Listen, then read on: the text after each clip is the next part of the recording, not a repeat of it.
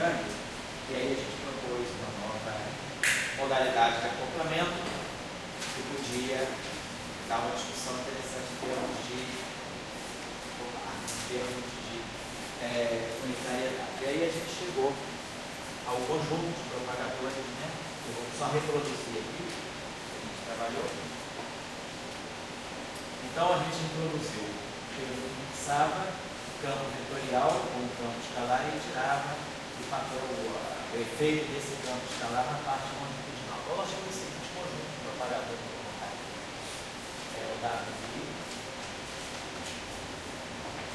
Definindo rola de onda, propagador e a função de Green, a função de Green, os dois campos e o propagador, teoria quântica de campo, são a mesma coisa assim.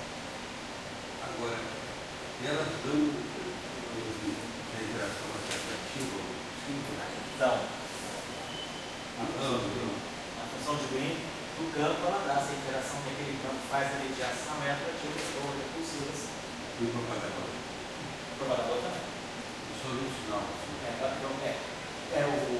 propagador e a transformada de Fourier do propagador, ele vai dar um potencial. A transformada de Fourier do propagador.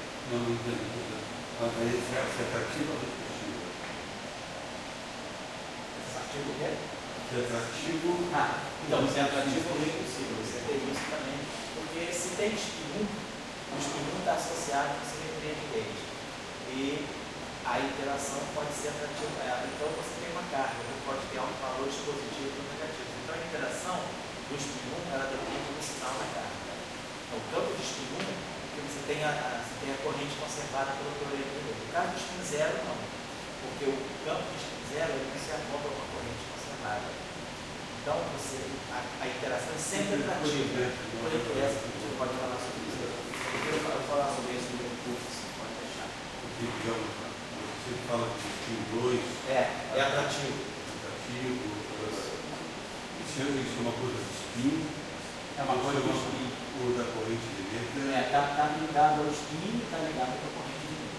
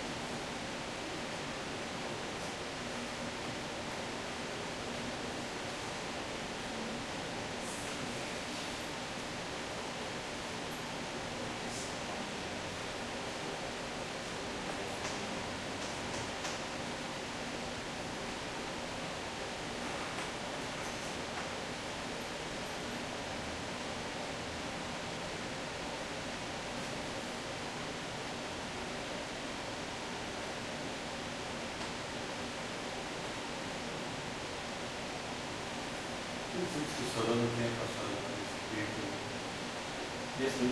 Solano não teve depois desse. Mas ele passou por esse tempo. Passou. Eu vou até intervalo, eu posso buscar a referência. Tem um trabalho dele de 64. Vou pegar a referência dele lá para vocês. Esse é de 62, né? O Liam de 62. Depois de adorar, né? A questão de escola. Né? Quando você não tem uma escola, você conta. A direção que você conta é uma escola, né?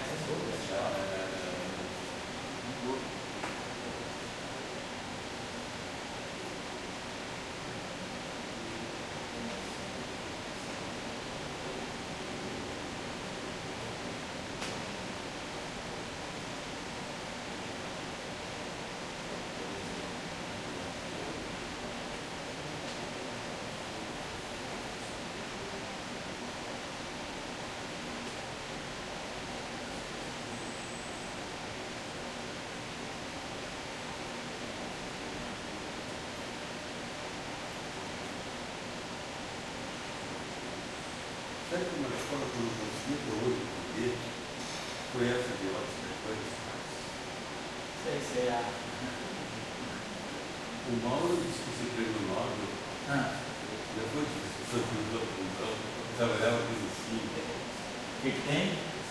Tudo humano, trabalhava com ensino, É mesmo, né? parte teórica. O módulo não revelou muito entusiasmo, não. Aquela coisa dele, assim, né? Não Rocha, eu acredito o francês, né? muito entusiasmo sobre.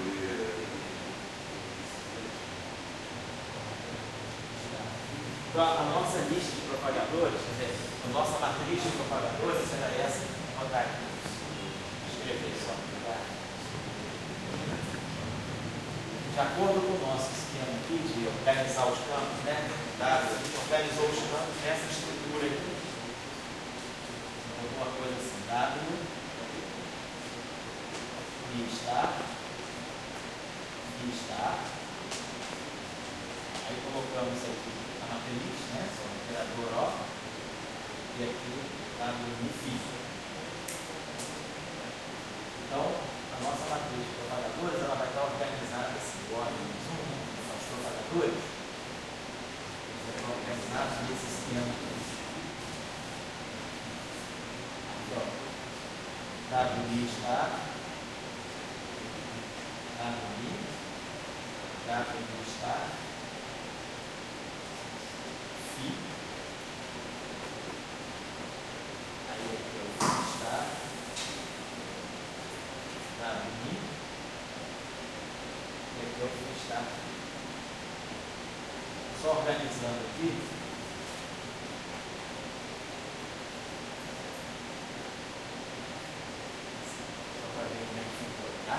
Opa, Léo, tudo bem, cara? Boas-vindas aí, estou bem lá, né?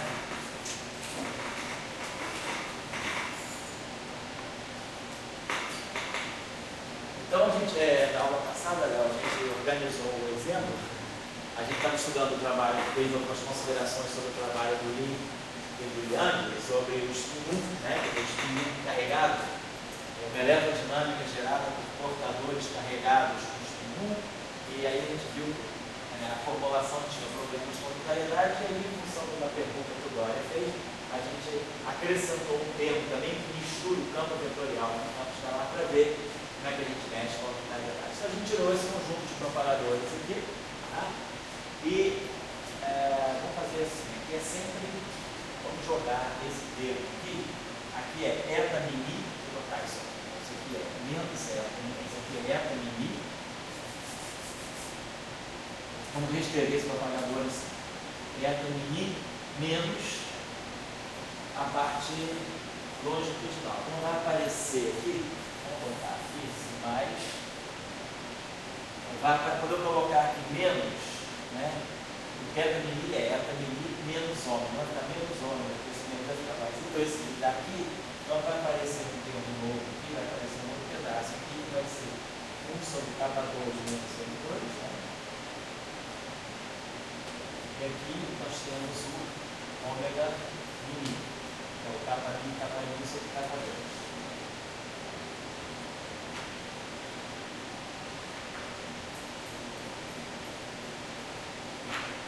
Então, a gente viu que esse termo mantinha, né, sempre a estrutura de aqui vai 1 sobre K2, aqui vai 1 sobre K2 e 1 sobre K2, essa parte.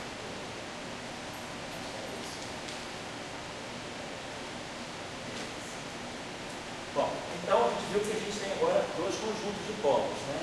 Então a gente tem esse polo aqui, né? Está na parte transversa.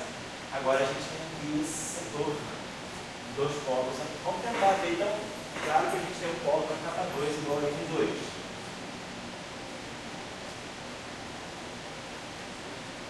E vamos ver agora esse conjunto de polos que sai do outro propagador. 3K4. Oi? Esse aqui? Ele entrou para cá porque eu tinha teta mini. Aí eu redistribuí o teta mini como eta menos ômega.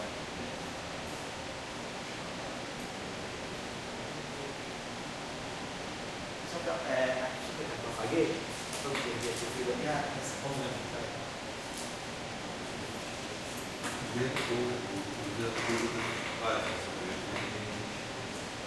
Eu te pergunto o seguinte, você acha que você, na época de delegacia, a pergunta que eu tenho com essa época de delegacia, antes do Guinness, será que você teria uma equação de máquina, assim, que trocasse carga elétrica? Você tem o fenômeno da carga elétrica. Elétrico-magnetismo, como você fala, é uma interação das cargas elétricas, uma carga elétrica. E aí, será que você não poderia ter reações de partículas? Você está trocando cargas elétricas, certo? Que é uma coisa que o Max não tinha isso. Então, quer dizer, quando você chegar nessa questão agora do UTRV, a massa que se dá no 100, tudo isso, quer dizer, você levou nessa região do UTRV, que é a moeda da DHC, eu posso ter um eletromagnetismo, não estou pensando em interação prática, não sei se estou pensando em troca de cargas elétricas. Está certo. Então, em troca de cargas elétricas, onde vai ter um foco, o foco pode ser zero, pode se chamar pelo foco massivo, e pode ser dados partículas carregadas. Será que não existiria fisicidade para se propor uma física com 4 intermediários de carga elétrica? Quer dizer, uma interação eletromagnética mediada não só por fótons neutros, né? Mas que poderiam ser objetos tipo fótons, partículas de spin 1, porém carregadas eletromagneticamente. Quer dizer, uma interação eletromagnética em que o portador também tem carga, tipo de neutros, né? O portador também carrega a mesma carga que a matéria carrega. Tá certo? Isso implicaria, eu pensaria o seguinte, isso talvez necessariamente implicasse uma não linearidade da interação, porque se o objeto que vai gerar a interação tem carga e o portador vai carregar também aquela carga, isso significa que o próprio portador, sendo carregado, ele também vai trocar portador. Então, certamente, para a gente poder construir um eletromagnetismo em que os portadores tenham a carga elétrica, também os portadores, mediadores carregados, não só o fóton neutro, né, mas uma espécie de fóton carregado também, você teria que ter alta interação. Se você tiver alta interação, você estaria no regime de não linearidade. Então a gente pode pensar o seguinte, o eletromagnetismo, no regime macroscópico que a gente conhece, ele é uma teoria razoavelmente linear. Microscopicamente, quando a gente vai para a eletrodinâmica quântica, ela já não é linear, não a nível microscópico, mas de qualquer maneira, no sentido de que você tem um sentido. Quando você quantiza tanto o campo eletromagnético quanto o campo de matéria, seja o campo de tiro, por exemplo, você agora tem não linearidade, porque a equação de Dirac tem acoplamento e a equação de Marx também. As correntes são os campos de matéria. Na verdade, a não linearidade estaria aqui, ou seja, dmi, na eletrodinâmica, né? dmi, F-minia, se barrado, gama mim, psi. E aí a gente também teria que Isso chamaria de não linearidade. Eu estou dizendo que é a não linearidade, né? Igual a mim. Então, a mim. Sim. Não linearidade porque tem campo. Isso, não linearidade porque se eu somar, tiver soluções que são somas de psi, a não linearidade está aqui nesse termo e a não linearidade também está aqui nesse termo. Aí não é só interação. É interação e não linearidade, exatamente. Então a eletrodinâmica, no regime microscópico, ela é não linear, mas a gente não verificou, nós não temos a pergunta se nós fizéssemos uma extensão não linear da eletrodinâmica, tipo Born-Infeld, por exemplo. Born-Infeld é uma extensão não linear da eletrodinâmica. Mesmo nessa extensão não linear, parece que a gente não tem ainda nenhuma fenomenologia que indique a presença de portadores carregados. Então, eu pensaria que, se você quiser falar de uma eletrodinâmica em que os portadores também são carregados, necessariamente você tem que ter não linearidade. Agora, se você tem não linearidade, você teria que ver, será que essa não linearidade está associada a portadores carregados ou não? Então, não se tem nenhuma evidência, né, mesmo em nível microscópico, de que você possa ter um elétron dinâmico ou uma interação eletromagnética mediada por objetos carregados. Não significa que não haja, mas mesmo no regime onde o eletrodinâmica é não linear, no regime que o eletromagnetismo é não linear, não se tem evidência de uma troca de fótons carregados. Mas não é, eu não estou dizendo que seja excluída essa possibilidade. Eu queria fazer a pergunta original. A carga elétrica. Então, a carga elétrica, as reações de partículas, elas são produzidas de parte pela carga elétrica. Você não poderia ter reações de partículas, quer dizer, com 4 megadores, pelo menos, reações de carga elétrica. Esse é o original da pergunta.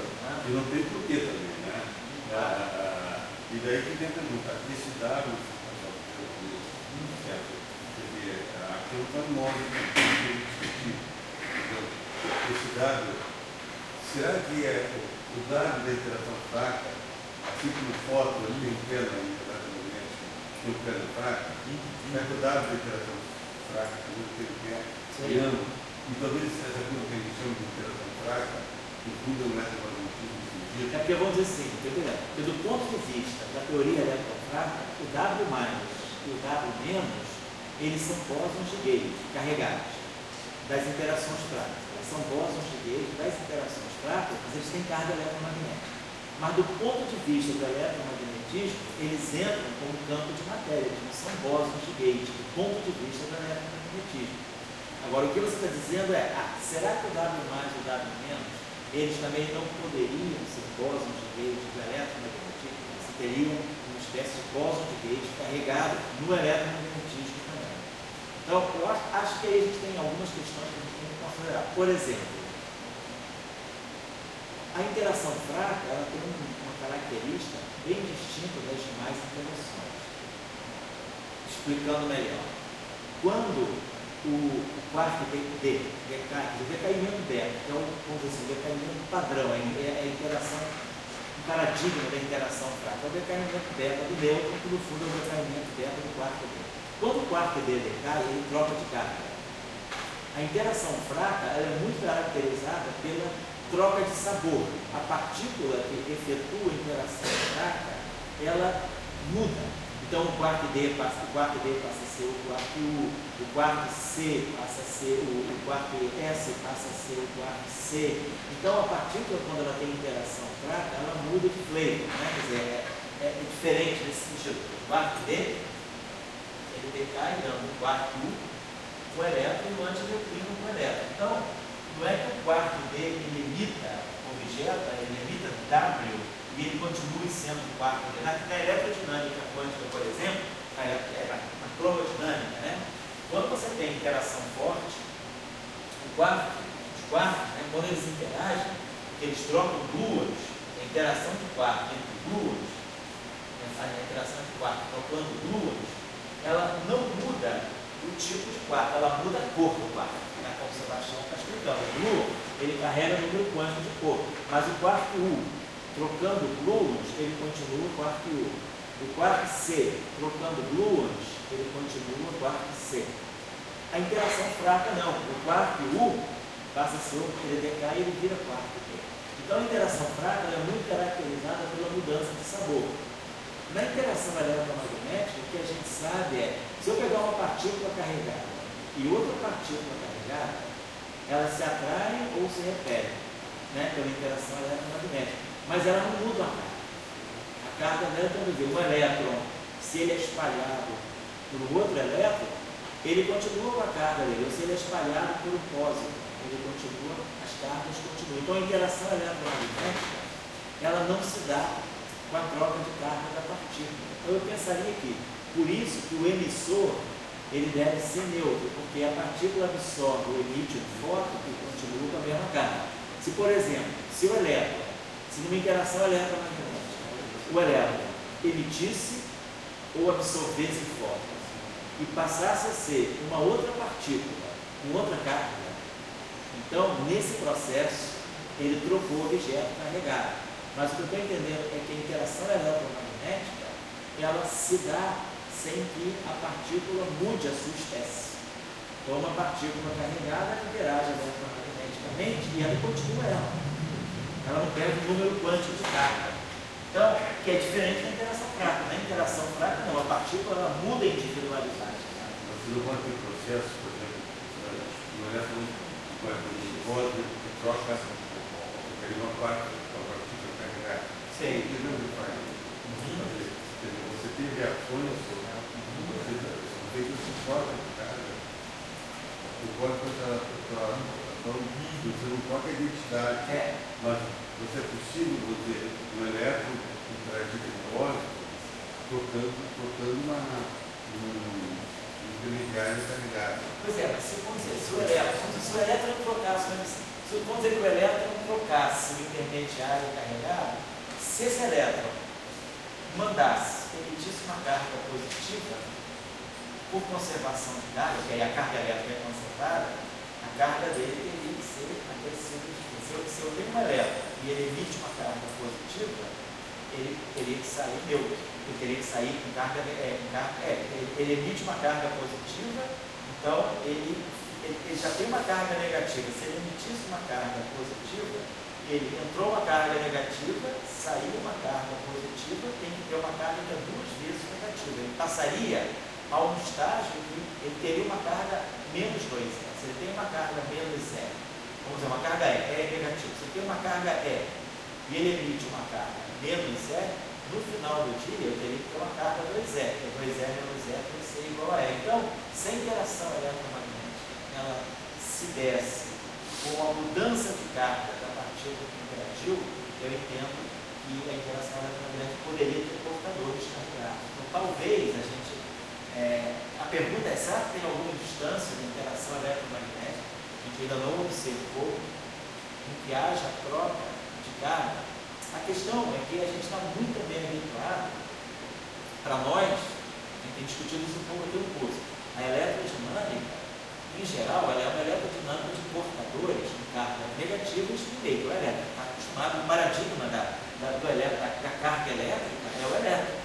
Mas a gente estava colocando agora, e se quem tem a carga elétrica não for o elétrico, não for o lado?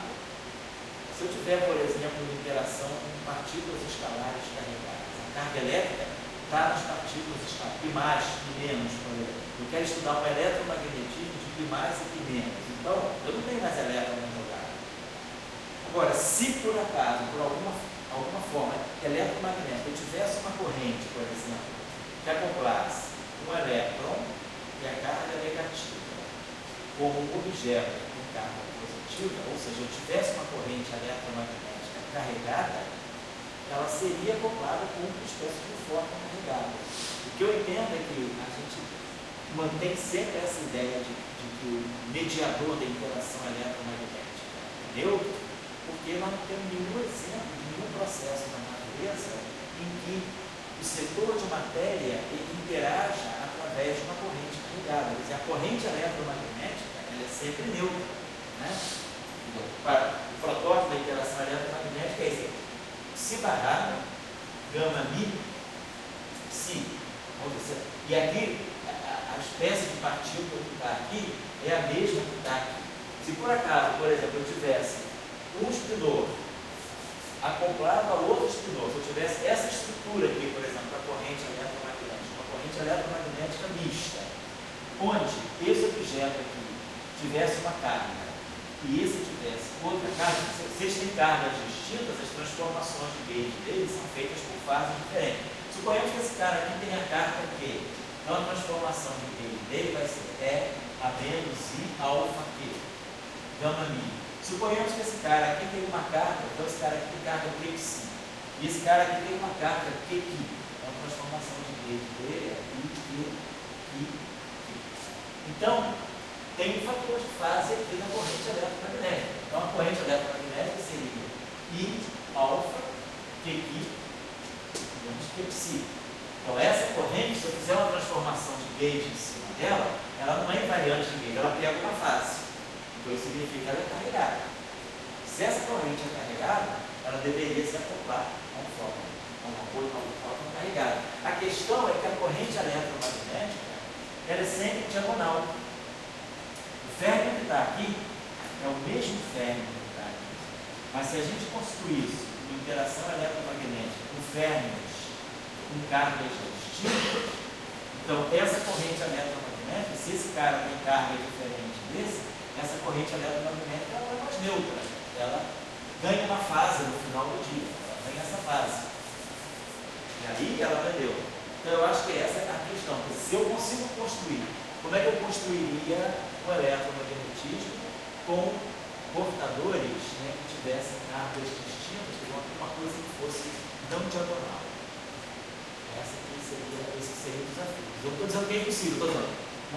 Vamos imaginar uma situação desse tipo. Eu tenho que partir de matéria carregada, construir correntes que sejam carregadas, e essas correntes carregadas elas interagiriam com uma nova classe de bósons vetoriais carregados. Essa fase,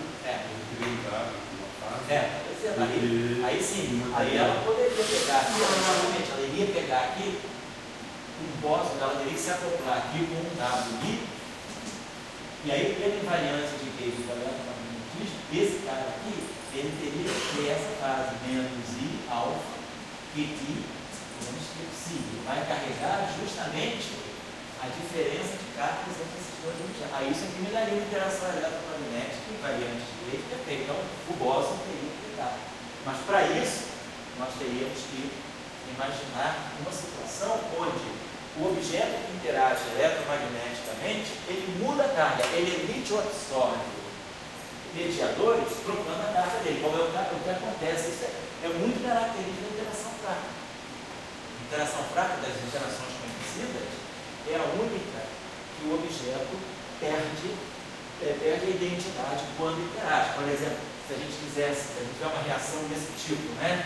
Se eu jogar e bombardear quartos de neutrinos, eu vou obter quartos U e elétrons. Isso aqui é um processo fraco.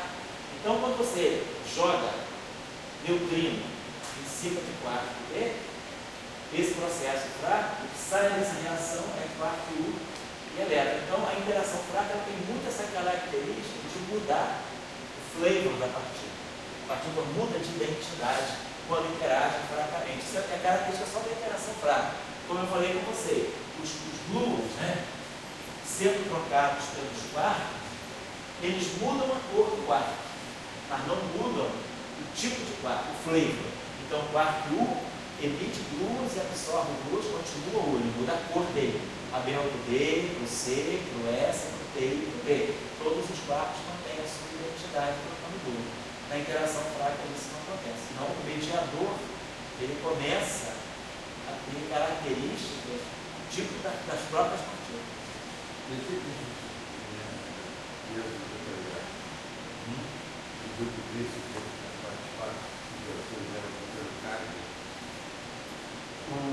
Poderia, em princípio poderia. A questão é como é que eu construiria o setor de matéria? Não deu, essa é a questão. Como é que seria, como eu construiria? Quer dizer, no fundo você tem que entrar na equação de campo. Vamos dizer, se você quiser falar de portadores de disco, como é a equação de Dirac. Você teria que propor uma equação de Dirac em que você gerasse uma corrente conservada que não fosse diagonal no campo. Essa teria que ser isso.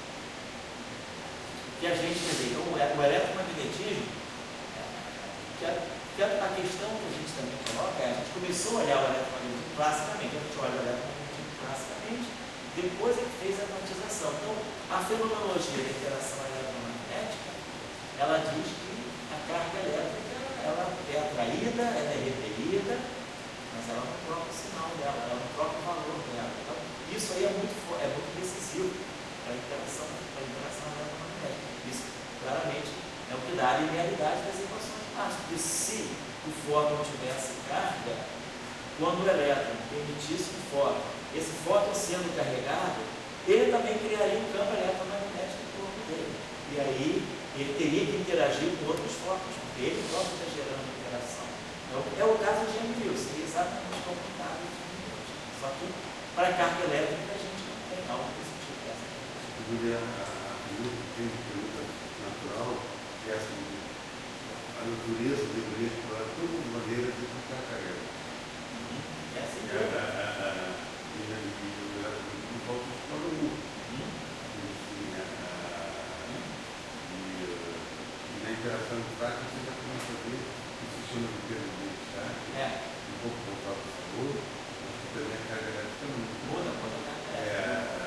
Por isso que o emissor, porque a gente pode agora começar o curso lá de interações fundamentais, mas vai começar na outra semana. O Sebastião pediu para segunda-feira, eu vi na aula, no final da aula dele de coisas para acertar a troca de horário. Eu acho que ele vai dar aula segunda-feira que vem e ainda dá aula quarta-feira. No final ele faz interações práticas? Porque Oi? ele começou agora. Ele vai acabar dia 17. É de CD. Ele vai acabar dia 17, né, Felipe? Aí eu entro na semana do dia 24, com interações práticas. Mas ele vai acabar de CD só esse aqui? Isso eu não sei. Eu não sei, ele falou que ele falou que vai continuar. Ah, vai continuar por fora. Que vai ficar muito pesado. Eu converso com ele, não, senão fica muita aula. Senão eu esperaria que Não, não, mas ele pode dar só. só 2 horas. Mas para terminar, se for o cara até cedo para ele, aí eu entro quando ele acabar de ver, para não ficar muito pesado, para eu falo, bom, então, na interação fraca, no início do curso, quando a gente começou o curso que era meio unificado, eletromagnetismo e interação fraca, ficou claro que, por exemplo, na interação, justamente, a interação fraca, devido àquela estrutura de corrente, aquelas propriedades de simetria, a gente acabava formando algo desse tipo. Uma corrente que era cibarrado, do elétron, gama-mi, e aqui o neutrino. Não estava assim. Elétron barrado, gama-mi, neutrino. Então, essa corrente aqui tem carga mais 1.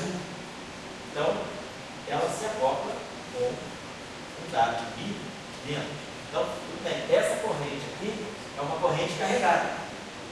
Ela não é neutra eletromagneticamente. A fase aqui não cancela a fase aqui. Esse aqui não tem fase, é neutro.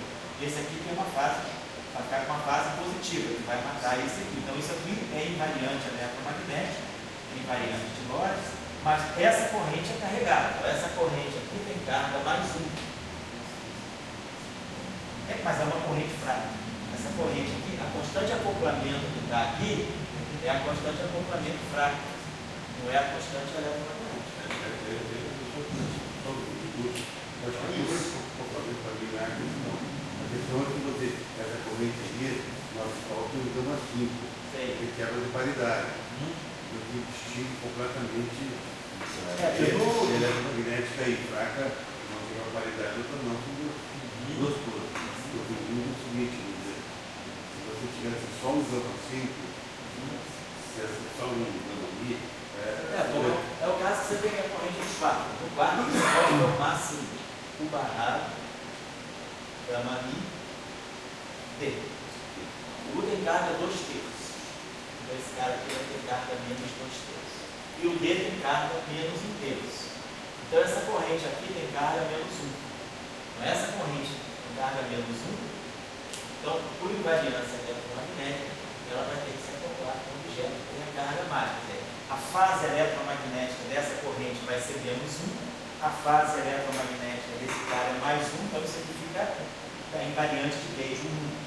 Então, essa corrente aqui é uma corrente de quartos, mas é uma corrente eletromagneticamente carregada, é uma corrente com carga menos 1. Então, mas isso é um processo fraco, eu não tenho isso na interação eletromagnética, eu tenho isso na interação fraca. Agora, a questão é, desafio, vamos escrever um modelo que eu tenha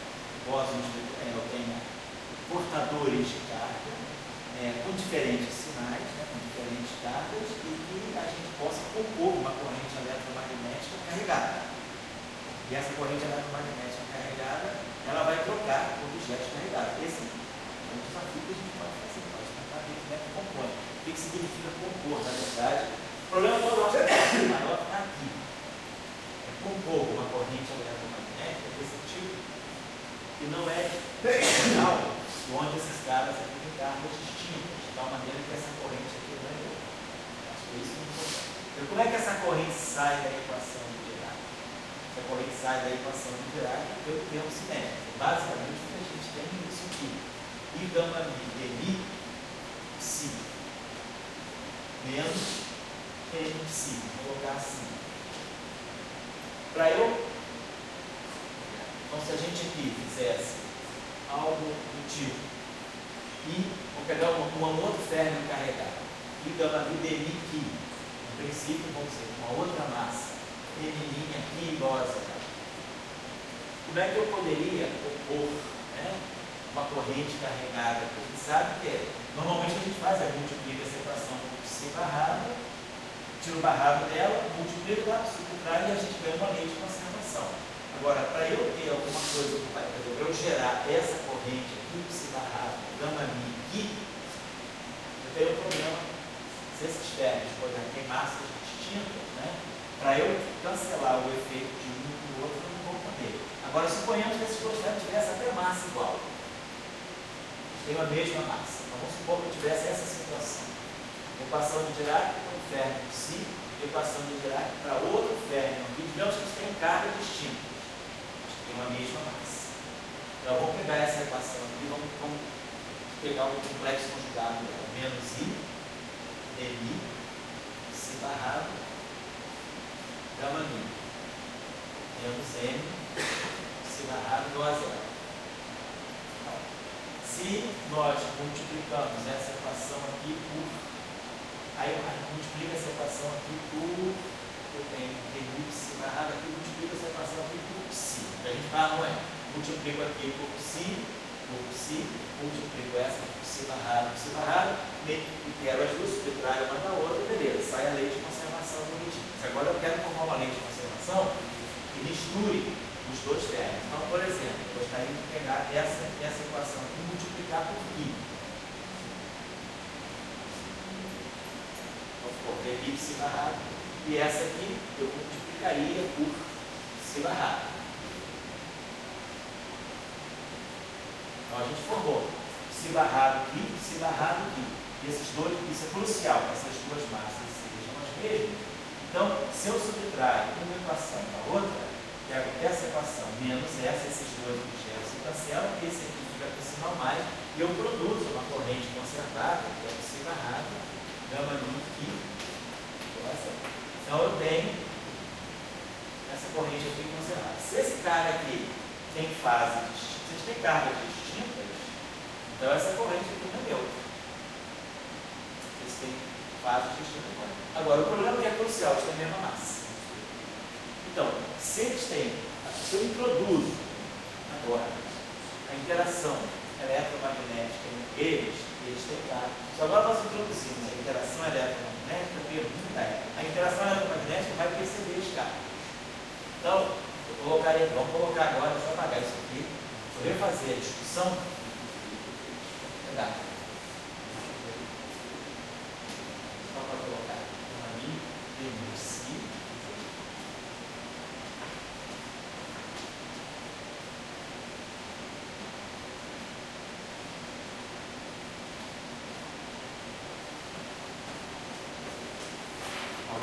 Se elas são livres e elas têm a mesma massa e a mesma carga, eu não consigo distinguir, tem o mesmo spin, então essas partículas, na verdade, são a mesma coisa. Mas tem alguma coisa que as distingue, e é a carga. Vamos colocar. Então vamos colocar agora aqui a interação eletromagnética. Então essa aqui, vamos dizer que ela tem uma carga Q. Então, aqui eu vou ter menos E, Q, gama mi, menos E, constante de acoplamento, a carga, o ami, gama mi e o psi. Então, esse aqui é esse férmio interagindo com o campo eletromagnético, que é o acoplamento eletromagnético mínimo. Esse objeto aqui vai ter carga diferente. Então, vamos dizer que vai ter menos E, a carga dele vai ser uma carga quelínea. Ami, gama mi e igual a zero. Tem que ser ali. Aí eu estou colocando um campo eletromagnético dos dois. Então, para eu poder chegar a essa lei de conservação, a gente já viu que se eu faço aquela mesma história, eu conjugo essa equação multiplico por Q. Depois pego essa equação aqui, multiplico por piscina rápida. Então eu vou, esses dois termos aqui, eles não vão se cancelar se as cargas forem distintas. Então, o que eu estou dizendo é que não é óbvio que nós possamos produzir uma corrente não diagonal conservada se as cargas forem distintas e se as massas forem distintas. Isso eu estou querendo dizer. Então, tudo fica muito em cima se as cargas forem iguais e se as massas forem iguais. Se as cargas forem distintas, quando eu acendo a corrente eletromagnética, a interação eletromagnética, essa corrente deixaria de ser conservada. Isso eu estou dizendo, porque esse cara é diferente desse. Então, o desafio estaria em produzir isso aqui com cargas distintas e garantir que essa corrente é conservada mesmo em presença da interação. Esse é o problema. Fica o desafio. Vamos pensar, para você pensar nisso. Porque toda a discussão aqui está sendo em cima do spin 1. O spin 1 carregado, né? Mas aí o spin 1 carregado, nesse ponto de vista aqui, ele é o portador. Mas eu tenho spins 1 carregados, trocando foto. Tem foto e um monte de foto. Bom, então, vamos olhar essa estrutura de polos duplos, né? Que eu tenho uma equação do segundo grau em K2 que está aparecendo na parte longitudinal. Isso aqui está na parte longitudinal, isso aqui é longitudinal, isso aqui é longitudinal, e aqui é o setor escalar. Então, o setor escalar e o setor longitudinal, eles ganharam o polo eixo. Então, a partícula massiva M2, ela está no setor de spin 1. Aqui era o θ mini, o θ mini daqui. Então, vamos lá. Então, resolvendo essa equação aqui, nós vamos ter M2 mais ou menos de M4 mais 4 M2 de 2. Tá? Bateria sobre 2A, 6, né? Menos 4, menos 4 vezes 14. Isso aqui? M4 mais 12 tem 2 de 3. Tá? Então a gente tem. Então vamos ver se esse M2. Então a gente teria aqui. Esse cara aqui menos. Então aqui eu boto o M2 aqui. Eu boto esse M2 aqui. Né? M4. Vamos mandar essa para M2 mais ou menos M2. E aqui eu vou ter 1 mais 12 e 2 sobre M2. Vamos colocar assim. Isso aqui sobre 6.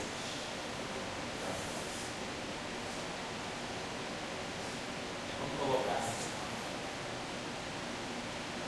Então, esse cara aqui corre o risco de ser taquiônico.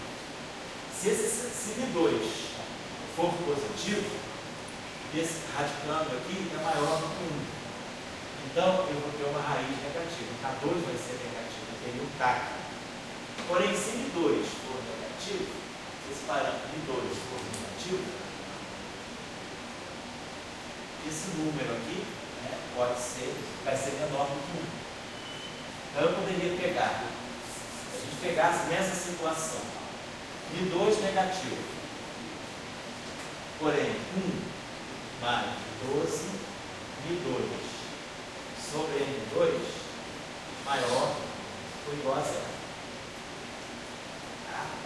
Então eu teria isso aqui, né? Então isso aqui seria maior ou igual a menos 1. Então aqui eu multiplico por M2 menos M2 sobre 12. Então se eu tiver M2 negativo, porém maior do que isso, ou seja, menos M2 sobre 12,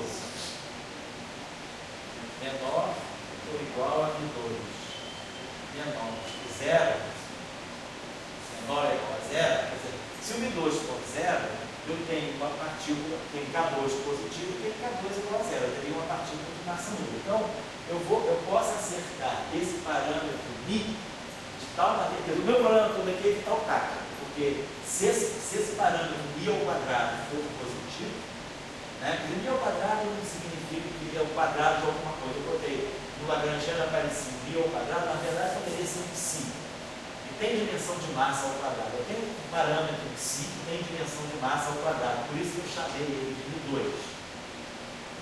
Então, se esse parâmetro for negativo, for positivo, isso aqui sendo positivo, isso aqui é maior do que 1, então esse sinal aqui vai ser negativo. Então eu teria um tacto. Então, para evitar o tacto, eu quero garantir que K2, as duas raízes sejam positivas.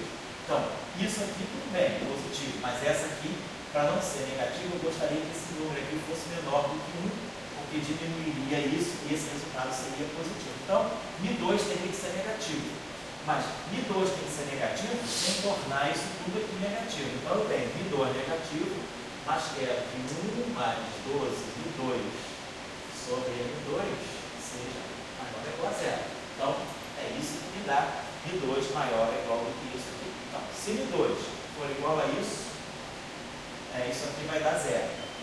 Então eu teria K2 igual a m2 aqui. Se o μ2 for maior, né? Se ele for zero, isso aqui vai ser o μ2 for igual a zero, eu vou ter 2m2 e vou ter zero. Então também não tem problema de tacto. O problema de tacto está evitado nessa região. Então suponhamos que eu esteja trabalhando na região onde o parâmetro μ2 satisfaz aquela necessidade naquele intervalo. Então eu garanto que as duas soluções K2 não são taquiônicas. Então eu teria dois polos. Vamos trabalhar dentro dessa região. Deixa eu apagar isso. Então, nós teríamos duas raízes aqui. Nós teríamos K2 igual a, vamos chamar o M1 ao quadrado e o M2 ao quadrado. Ambos positivos. Assim. Todos dois positivos, né? Então, beleza, estou aceitado. Então, eu estou com dois polos razoáveis. Eu posso escrever esse denominador aqui, né? Você pode escrever isso aqui, eu posso confatorar esse 3 aqui, então essa raiz aqui, isso aqui vai poder ser escrito como sendo, depois a gente pode, isso aqui tudo igual a zero, né? Então eu vou botar esse fator aqui, posso escrever esse denominador aqui, ele vai ser 3 K2, menos m1 ao quadrado e K2 menos m2 ao quadrado. Posso escrever então aquele denominador, aquele denominador, né, de quarta ordem em K, ele vai ser escrito como o produto de dois polinomios. Então também posso escrever esse termo aqui, 3, onde eu sei. Então eu tenho três massas em jogo. 3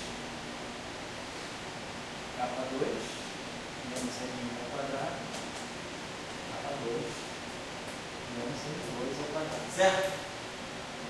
Vamos fazer o seguinte, vamos escrever, vou apagar isso aqui. Vamos pegar aquele denominador lá, vamos escrever 1 sobre K2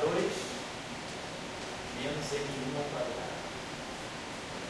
K2 menos M2 ao quadrado. Eu vou ter isso aqui.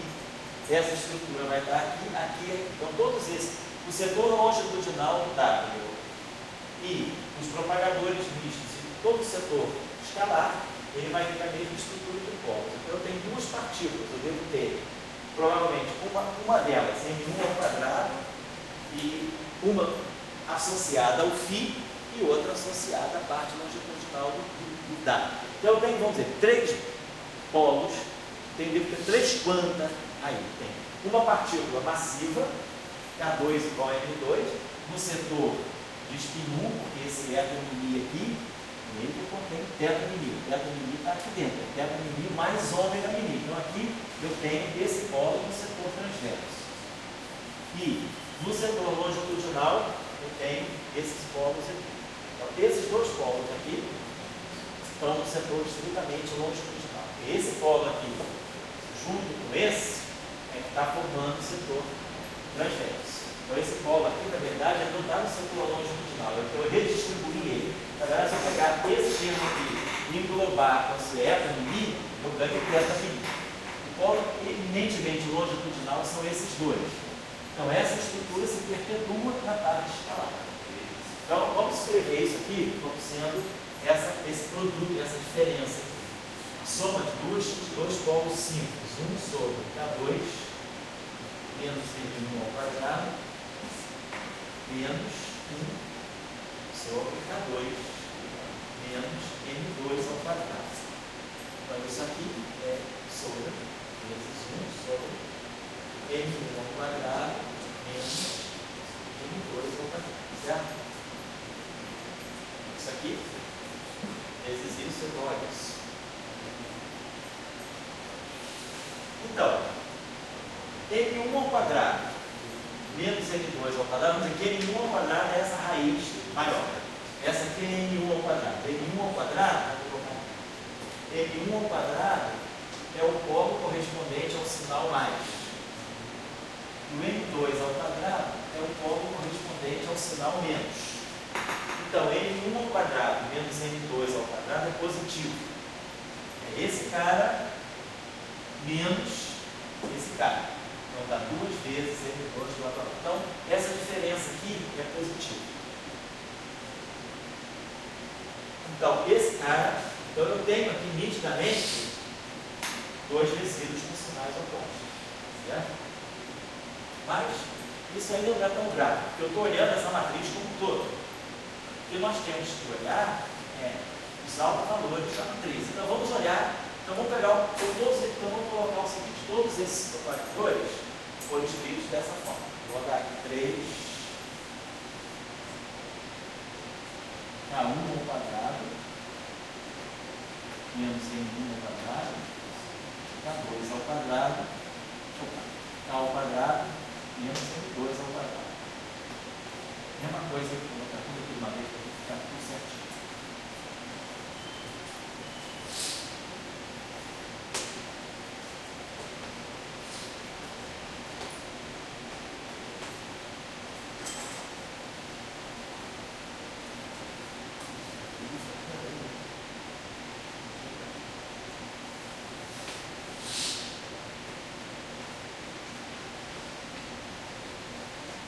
Certo? Então, o que nós temos que fazer? Ver a estrutura de resíduos. Cada polo vai carregar o seu resíduo. Então, vamos pegar o polo, o primeiro polo. K2 igual a M2. Meu propagador é esse cara aqui. É essa matriz aqui. Não posso apagar.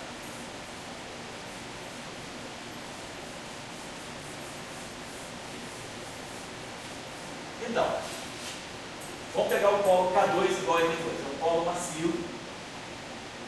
E aí eu posso pegar o momento representativo. Vamos pegar um K' que seja M0. Esse momento aqui é representativo daquele polo. Então, K2 igual a M2. Oi? Vamos pegar o resíduo agora, desse polo.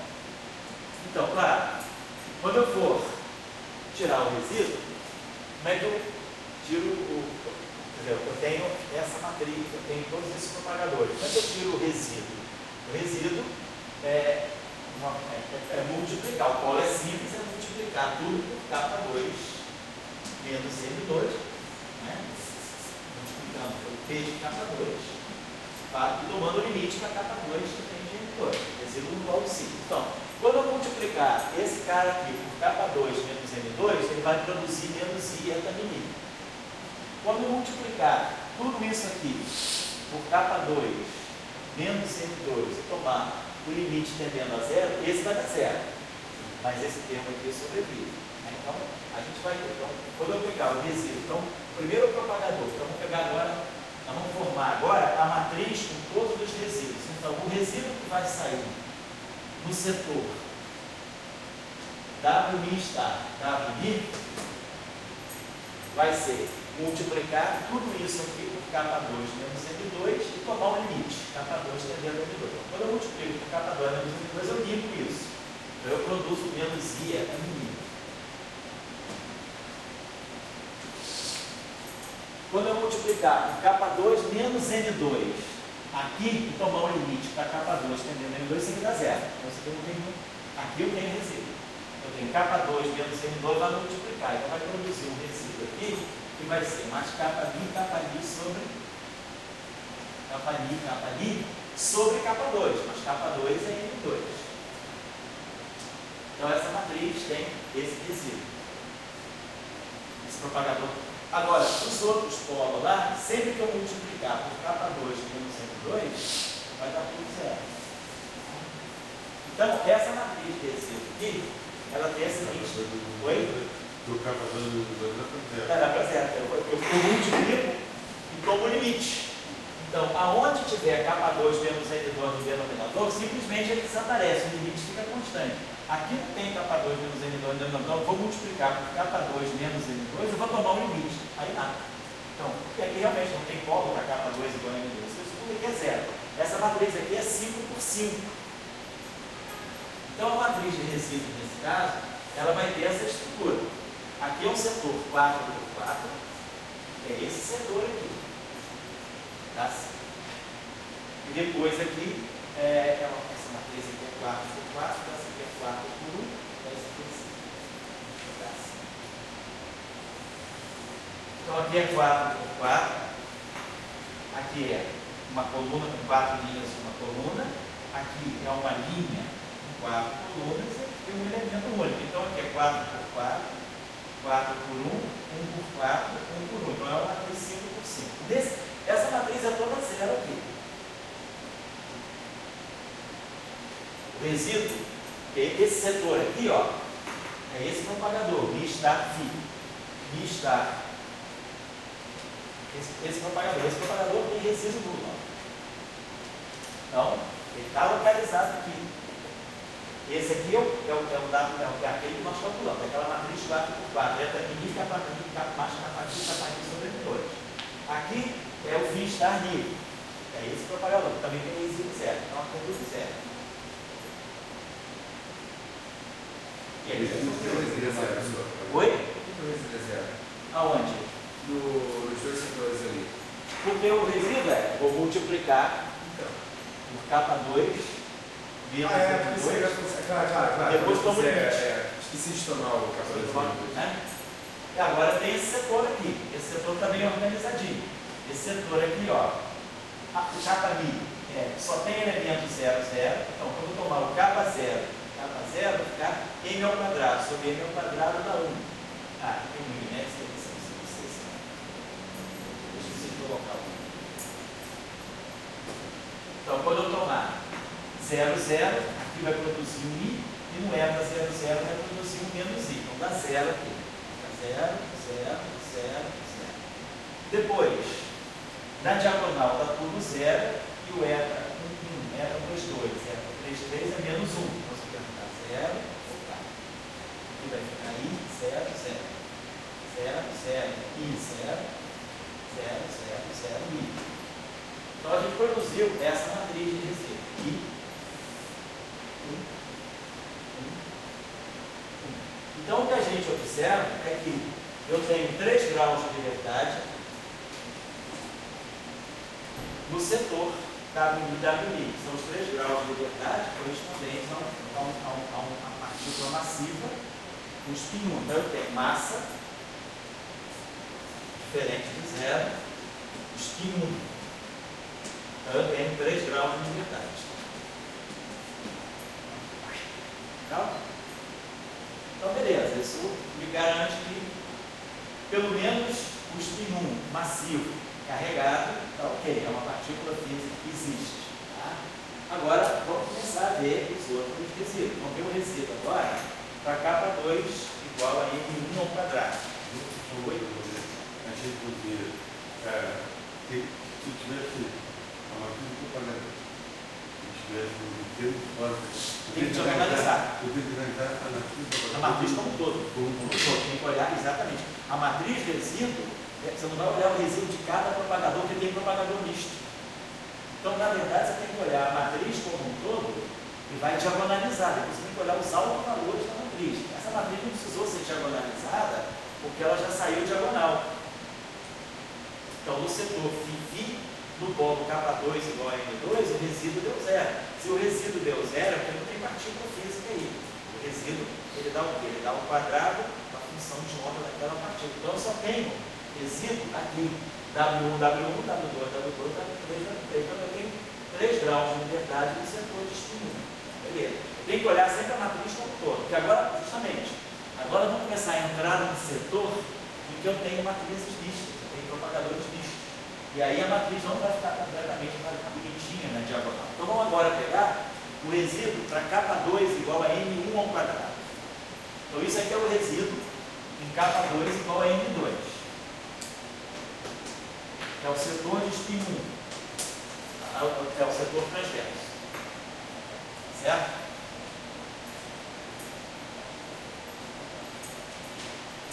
Vamos agora então olhar o setor, o resíduo para K2 igual a N1 ao quadrado. Vamos botar aqui N1 ao quadrado.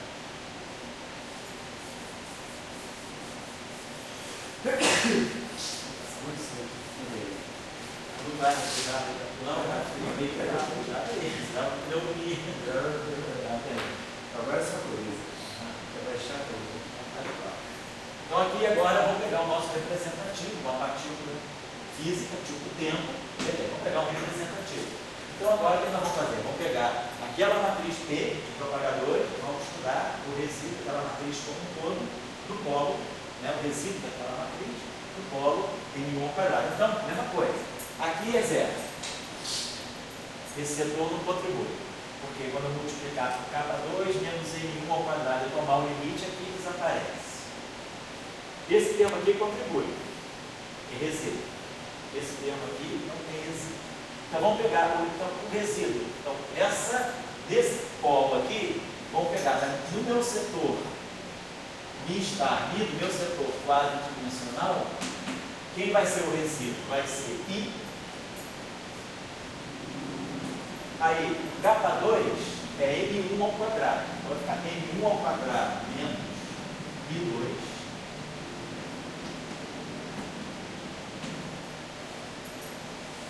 Isso aqui sumiu na hora que eu multipliquei pelo polo e ficou 3 N1 ao quadrado menos N2 ao quadrado.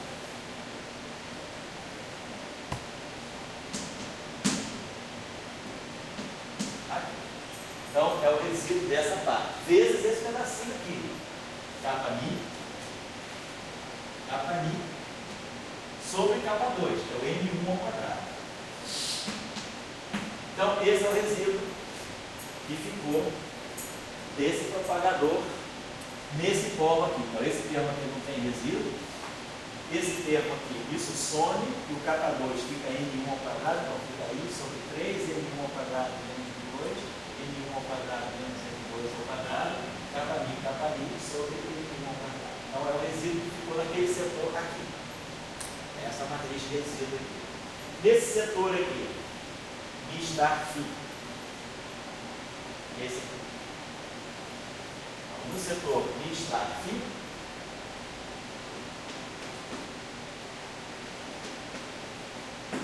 eu vou ter a mesma coisa. Isso aqui desaparece. Então eu vou produzir menos IF sobre 3 N1 ao quadrado menos N2 ao quadrado. Kmi. Claro, e depois o K eu vou pegar isso aqui. Agora, então isso aqui foi o resíduo aqui. Mi star φ. Agora nesse setor aqui, φ star mi. Esse setor aqui, φ star mi.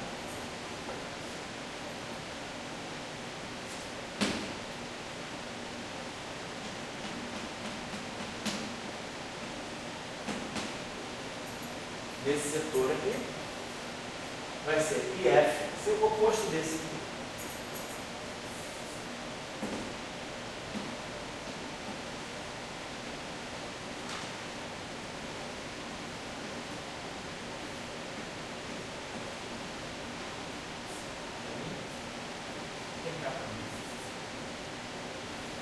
E depois o φ star φ.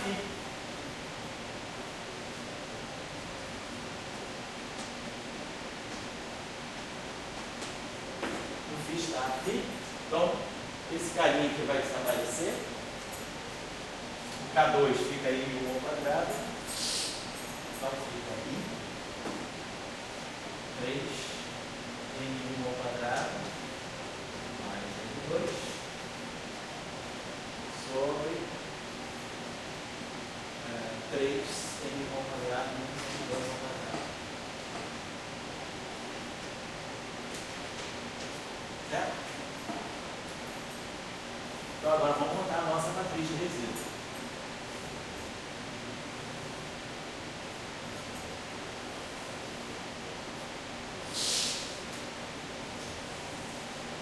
Então, no setor 4x4, ficou esse pedaço aqui. Esse pedaço aqui, ele só vai contribuir para o capa zero.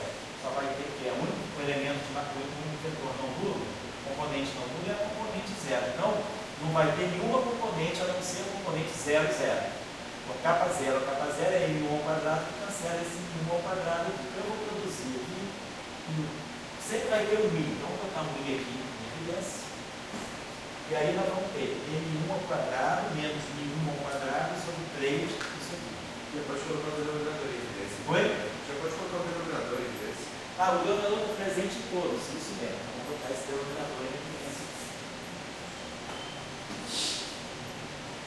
3 n1 ao quadrado menos n2 ao quadrado. Então, ficou em evidência. Então, aqui eu produzi simplesmente o n1 ao quadrado menos n2.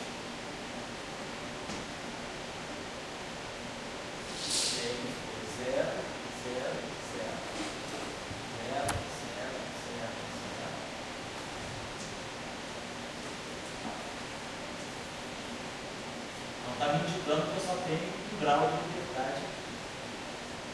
Essa é justamente a coisa longitudinal. Depois, essa matriz que está aqui, eu só vou ter o elemento K0, que é o N1. Então eu vou produzir menos, o I eu já botei aqui dentro, menos F N1 sobre 3. Menos F N1 sobre 3, que é o K0. Depois o K1, K2, K3. Tá? Esse aqui só vai ter o elemento K0. Então, essa matriz é 0, 1, 2, 3. Agora, essa matriz aqui é 0, 1, 2, 3. Então, o K0 é N1, então vai produzir, o I já está em evidência, o I3 está, vai produzir F, o 3 já não tem evidência, né? Desculpa, esse 3 aqui já estava em evidência. Já foi esse pedaço, né? Já tinha colocado em evidência esse 3, então ficou menos I, também já coloquei em evidência, ficou menos F N1. E aqui vai ficar simplesmente Fn1.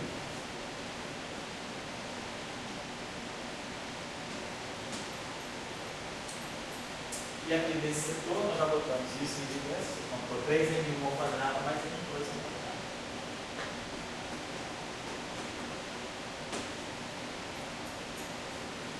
Claro, essa matriz aí é hermitiana, como que veio você tem um I, ela parece assim, então essa matriz é hermitiana, a diagonal é toda real. E esses elementos aqui, com esse I aqui, né, quer dizer, o W dessa matriz é ela mesma. Então, essa matriz hermitiana, se ela passar aqui, toda matriz hermitiana tem autovalores reais. Então, eu não vou fazer como fiz o cálculo aqui, mas quem quiser fazer o cálculo, tira o autovalor dessa matriz, você tirar os autovalores dessa matriz aqui. Essa matriz aqui, né, provavelmente, será que ela vai ter a equação circular dela? Ela tem, quer dizer, ela é fácil de tirar o alto valor, porque basicamente, se eu for tirar os altos valores dessa matriz, eu botei 3 N1 ao quadrado mais N2 ao quadrado mais N ao quadrado menos lambda, vou botar aqui, menos lambda, né? E aí, esse cara aqui é 0, esse cara aqui é 0, e aí eu vou produzir aqui lambda 3, e aqui eu vou produzir N1 ao quadrado, menos N2, menos 1. Então seria a equação de alto valor. Eu teria que dar, né? Determinante que ficaria menos lambda, isso aqui menos lambda. Como isso aqui é uma matriz simples, posso expandir isso aqui.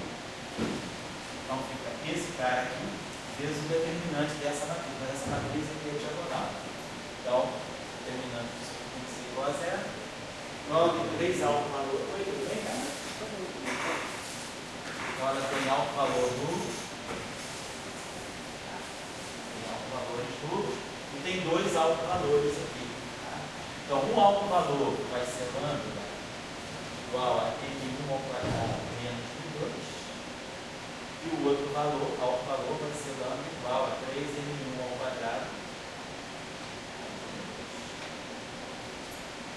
também esses dois altos valores aqui. Eu tenho que controlar, né? Quer dizer, como isso aqui é positivo, esse sinal está todo positivo, aquela, né? Então eu teria que ter esse carinha aqui é positivo e eu teria que ter certeza que esse sinal aqui, isso aqui é positivo. N1 ao quadrado menos M2, né? Quer dizer, M2 é negativo. Na nossa escolha, M2 é negativo. Então, se M2 é negativo, menos M2 é positivo. Então, isso aqui é positivo, então todos os altos valores dessa matriz são positivos. Então, estamos ok para esse polo aqui, certo? Agora eu tenho que pegar o polo K2 igual a M2.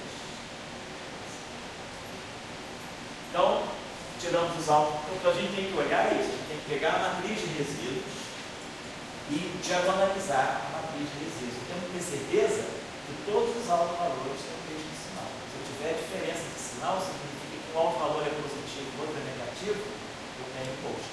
Alguém é ghost. Porque eu estou dando aqui, a gente está vendo que essa matriz ela tem os altos valores positivos exatamente como a matriz anterior tinha, no setor de spin 1. O polo K2 igual a M2, ele dava uma matriz 0, 1, 1, 1. Então eu tinha 3 altos valores positivos, né?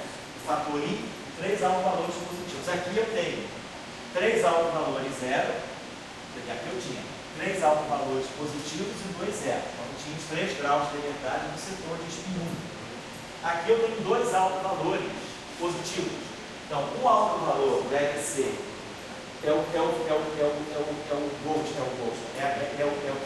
o setor longitudinal do WI e o outro alto valor é associado ao objeto escalar, ao quanto do campo escalar. Então, eu tenho o campo escalar e a parte longitudinal do WI, eles carregam 2 quantos, um com massa em 1 ao quadrado e outro com massa em 2 ao quadrado.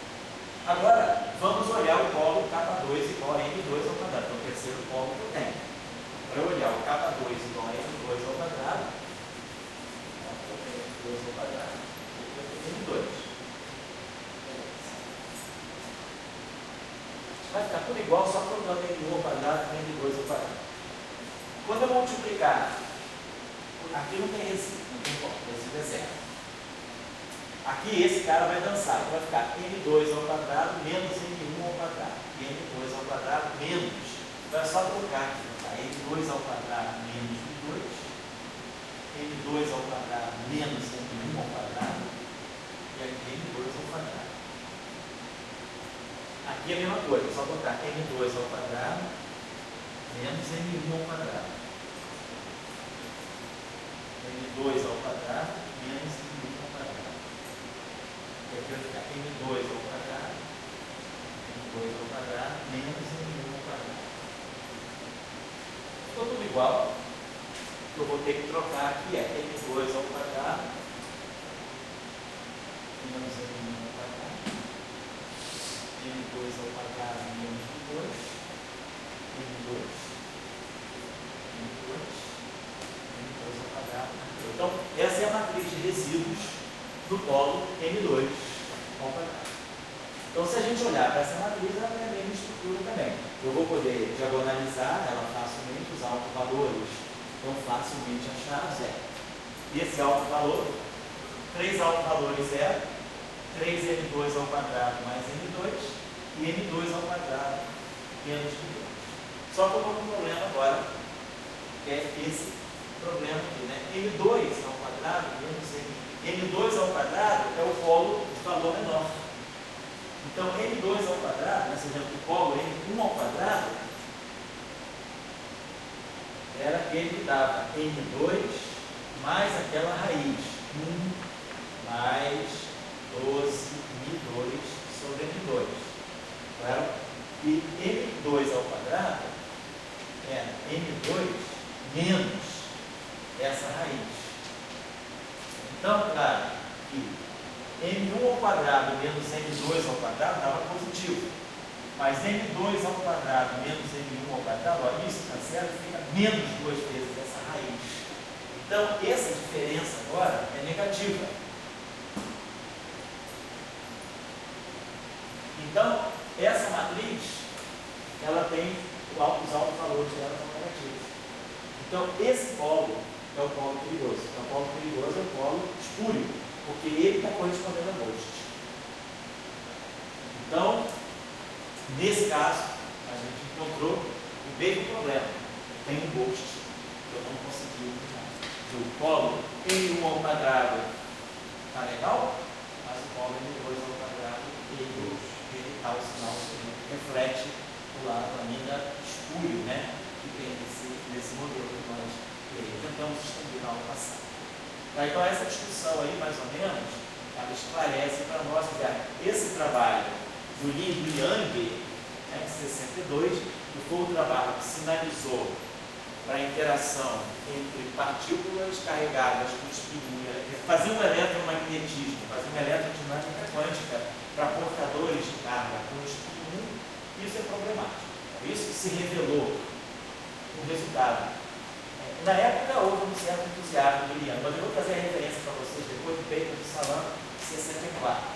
Então, o Baker de Salam de 64, ele já discute um pouco essa questão e ficou claro que fazer uma eletrodinâmica quântica para portadores de carga de spin meio, ok, é a eletrodinâmica de tirada. Spin zero funciona, o problema é o spin. Então, o problema do spin 1 ele acabou sendo resolvido só na teoria eletrofrata. Então, na teoria eletrofrata, na verdade, a gente tem uma eletrodinâmica dentro de um formalismo mais estendido, e aí nós temos a interação eletromagnética dos W mais e W menos, ela é consistente porque tem um mecanismo. Na verdade, eu vou trazer a referência para vocês, eu não sei se eu tenho essa que eu vou trazer, mas tem um trabalho do Weinberg que ele acabou mostrando que para a gente construir uma teoria quântica de campo renormalizada e unitária com spin zero, spin meio e spin 1 massivo e interação eletromagnética, então se eu quiser ter uma teoria com portadores escalares, portadores espinoriais, portadores vetoriais massivos e carregados, o modelo mais geral que você pode construir é uma teoria de Baker com pequenos componentes simultâneos. E essa resolve o problema dos zeros primeiros, que é justamente o que aconteceu anos depois na teoria de Salam-Baixa. Vou trazer referências para vocês agora no intervalo. Bom, foi, não? Sim? O que a gente mostrou foi o seguinte: quando você chegou a pegar o polo M1 ao quadrado, pegou. Quando tudo positivo, a gente tirou os altos valores. Aí quando a gente pega o M2 ao quadrado, faz tudo igual. A única diferença é que troca M1 ao quadrado com M2 ao quadrado. E aí a gente olha para essa matriz. Essa matriz também tem os dois altos valores dela. Aqui, ó. 3M2 ao quadrado mais M2, 0, 0, 0, esse aqui. Então é como se esses dois casos não existissem. Para efeito de alto valor, os altos valores já estão beleza. Porém, esse sinal aqui é negativo. Porque essa raiz menos essa é negativa. Então, o resíduo é negativo do polo M2 ao quadrado. Então, o polo M2 ao quadrado dá uma matriz uma matriz de resíduos, cujos altos valores são negativos. Então, isso significa que o polo M2 ao quadrado é o polo correspondente ao Most. Então, eu tenho esse Most nesse setor. Isso no caso especial do nome dele. Só tinha a segunda diagonal que você resolveu. Eu tenho elementos fora da diagonal, mas acontece que, ao tirar os altos valores dessa matriz, eu vejo que os altos valores são negativos. Por causa disso, eu tenho que diagonalizar a matriz, porque eu tenho uma matriz de resíduos que não é diagonal. já vou falar, no caso de spin 1, o primeiro exemplo que a gente pegou, ela era 0, 1, 1, 1 e tudo 0. Então ela já saiu diagonal. Mas agora, nos polos N1 ao quadrado e N2 ao quadrado, ela não saiu diagonal. Eu tenho que olhar os autovalores.